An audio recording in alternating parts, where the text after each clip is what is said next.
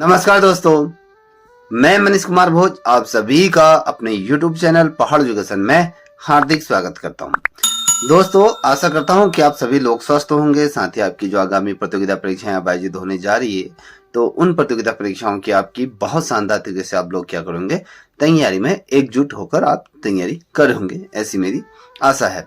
दोस्तों, मैं आज जो टॉपिक आप लोगों के बीच लेके उपस्थित हुआ हूँ, ये टॉपिक मेरे उन तमाम छोटे बड़े भाई बहनों के लिए हैं जो कहीं ना कहीं एक शिक्षक बनने का जिन अभ्यर्थियों का सपना है, बेसिकली ही उन अभ्यर्थियों के लिए आज की वीडियो बहुत ही ज्यादा मार्मिक रहने वाली है। तो दोस्तों, आज जो मैं जिस टॉपिक में आज चर्चा करने जा रहा हूँ, क्या उत्तराखंड के अंतर्गत जो प्रवक्ता संवर्ग की जो भर्ती अब होने जा रही है, क्या उसमें स्क्रीनिंग परीक्षा हटेगी या नहीं हटेगा, या फिर सब्जेक्ट रहेगा, या सब्जेक्ट दोनों चीजें रहेंगी, स्क्रीनिंग की परीक्षा रहेगी और साथ ही आपके सब्जेक्ट दोनों ही रहेंगे। तो आज का वीडियो इसी पर ही ये रहने वाला है। इससे पूर्व पहले मैं आपको ये वीडियो दिखाना चाहता हूँ, उसके पश्चात आप इस वीडियो को देखें। तो इस वीडियो में क्या चीजें कही गई है स्क्रीनिंग परीक्षा से संबंधित, थोड़ा उसको आप समझ लीजिए, फिर उसके बाद आगे चर्चा करते हैं। तो जो आप सब लोग आए हैं, ये बताइए कि क्या मामला है आप लोगों का? सर एक्चुअली हम चाहते हैं कि विषय परीक्षा हो जाए, स्क्रीनिंग परीक्षा ना हो। अगर आप नियमावली में पढ़ेंगे तो उसके आधार पर ये बताया गया है कि केवल विषयवार भौतिक परीक्षा के आधार पर ही चयन होगा।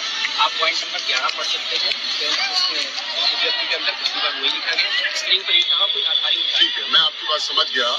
आप सभी का कहना ये है कि प्रवक्ता भर्ती में जर्नल स्टडीज का जो पेपर स्क्रीनिंग में आता है, उससे प्रवक्ता बनने का कोई लेना देना नहीं है। यानी कि गणित का प्रवक्ता, फिजिक्स का प्रवक्ता, केमिस्ट्री का, बायोलॉजी का, कॉमर्स का, मैथ्स का इत्यादि वो विषय विशेषज्ञ हैं जो अपने विषय के मास्टर हैं।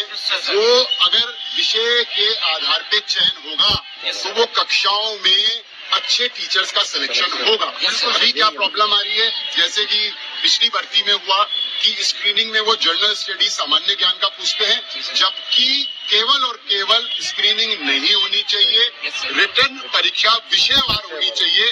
तो अगली जो विज्ञप्ति आए उससे पहले इस चीज को दुरुस्त कराना है, यही चाह रहे हैं आप लोग। तो मैं मेरी तरफ से तो आप समझिए कि 100% ये काम होगा, लेकिन मैं उसके बाद किंतु परंतु भी लगाऊंगा। आपका अपेक्षित सहयोग अगर मुझको प्राप्त होगा तो ये काम समय से 100% हम करवाने में सफल रहेंगे। तो मेरा आप लोगों से निवेदन है, मान लीजिए 700 पोस्ट पे एडवर्टीजमेंट निकलता है लेक्चरर्स के। पिछली बार 48,000 लोगों ने अप्लाई किया था, संभवतः इस बार भी कम से कम 45,000 लोग अप्लाई करेंगे। तो 45,000 में से कम यार 5,000 लोगों को तो सक्रिय करिए पूरे प्रदेश के अंदर। तो बस इतना।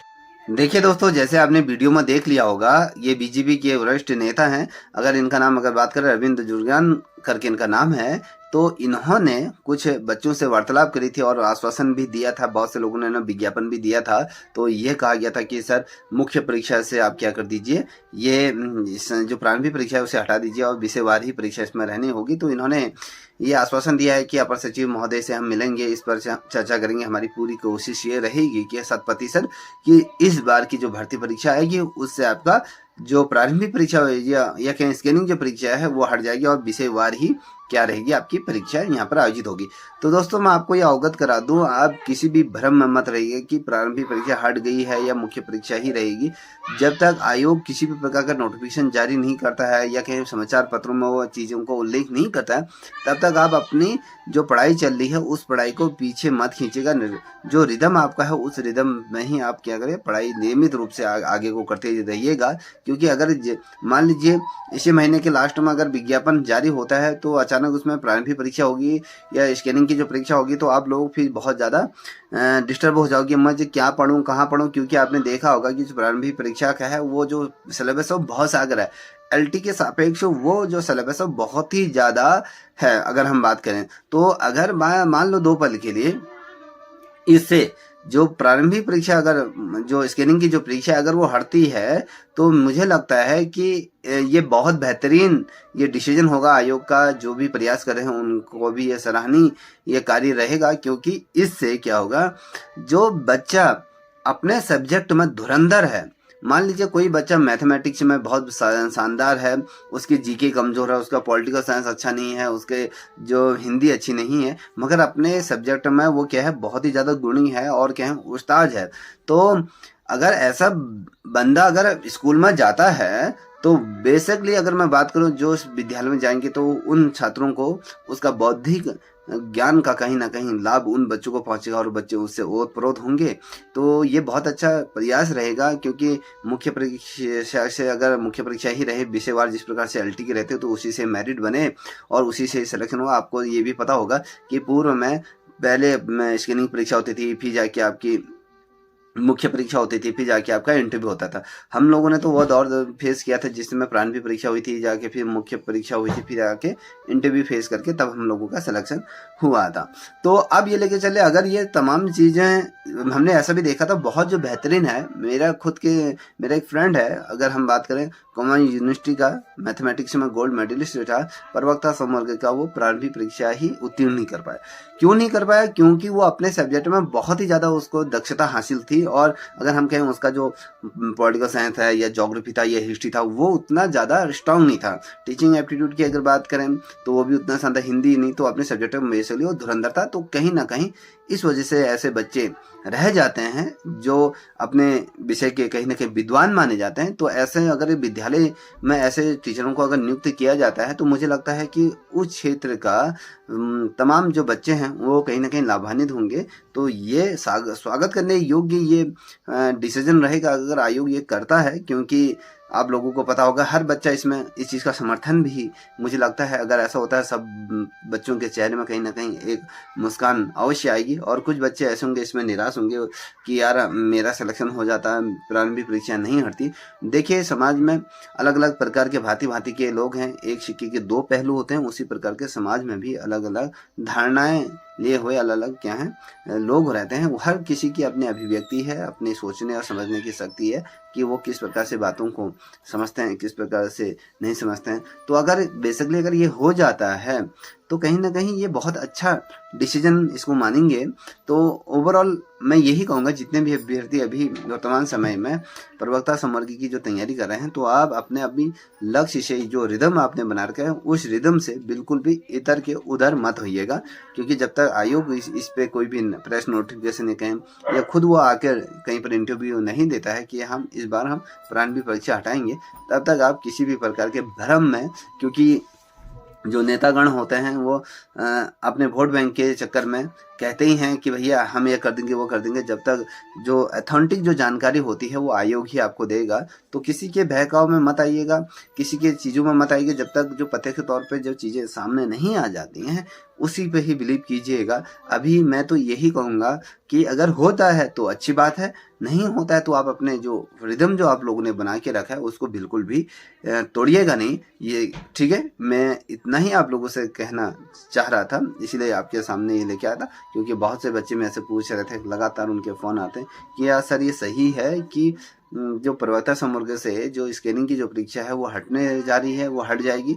तो देखिए मैंने तो इस वर्ष तौर पर हमें हर बच्चे को यही कहा कि अभी इस संबंध में मेरे पास कोई भी जानकारी नहीं। जिस प्रकार से वीडियो हैं या कहें जिस प्रकार से न्यूज़पेपर में आप लोगों ने भी पढ़ा होगा तो उसी के आधार पर मैं ये कह रहा हूँ, ठीक है। इस चीज़ को मनन करिएगा और अभी से ही तैयारी करिए, क्योंकि आप लोगों को ये भी पता होगा कि एलटी का जो रिजल्ट जारी होने वाला है वो दिसंबर में होना है, क्योंकि धन सिंह रावत जी ने स्पष्ट तौर पे कह दिया है कि हम एलटी के जितने भी 1444 जो पदों पर जो भर्ती आई थी उन तमाम टीचरों को हम क्या कर देंगे दिसंबर तक विद्यालयों में क्या कर देंगे नियुक्त कर देंगे। तो ये लेके चले कि आप लोग ये कहीं दिवाली में आप लोगों को अच्छा ये परिणाम देखने को ना मिले, सरकार अच्छी खुशखबरी आप लोगों को देगी, मुझे पूर्ण आशा है। और दिसंबर तक जिस प्रकार से धन सिंह रावत जी कह रहे हैं कि आपको स्कूल आवंटित कर दिए जाएंगे, तो इससे अच्छी खुशखबरी क्या हो सकती है। मैं तो कहूँ कि नवंबर में ही आप लोगों को स्कूल दे दिए जाने चाहिए। और जिन बच्चों का इसमें सिलेक्शन नहीं होता है वो बच्चे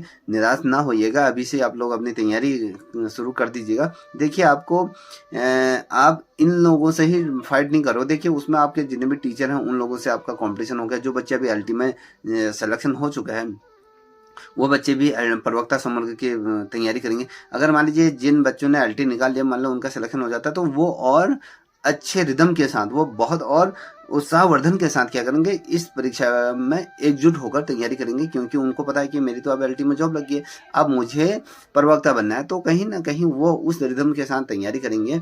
मुझे ये लगता है कि कहीं ना कहीं वही बच्चे आधी से आधी सीट खींच ले जाएंगे, और साथ ही आपके जितने भी टीचर्स लोग हैं, वो चाहे प्रारंभिक स्तर के हो या माध्यमिक स्तर के जितने भी हैं, वो प्रवक्ता बनने के लिए कहीं ना कहीं वो भी दिन रात एक कर रहे हैं। तो आप लोगों के ये जिन लोगों का सिलेक्शन एलटी में नहीं हुआ है, तो ये धारणा आप ये बना के मत चलिए कि मेरा सिलेक्शन हो जाएगा। आप लोगों ने देख लिया था आप लोग कितने गहरे पानी में हो एलटी भर्ती परीक्षा में।